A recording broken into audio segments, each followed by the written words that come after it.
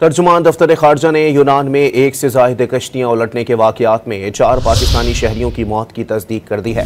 तर्जुमान दफ्तर खारजा मुमताज़ ज़हरा बलोच की तरफ से जारी बयान में कहा गया है कि यूनानी हुकाम की तरफ से ताज़ा तरीन मालूमात फराहम की गई हैं। एथेंस में मौजूद मिशन यूनानी हुकाम के साथ मुसलसल राबते में है ताकि जिंदा बच जाने वालों की मदद की जा सके और जाँ बहक अफराद की मैयतें वापस लाई जा सकें। तर्जुमान दफ्तर खारजा ने यूनान में एक से ज़ायद कश्तियाँ उलटने के वाक़यात में 4 पाकिस्तानी शहरियों की मौत की तस्दीक कर दी है।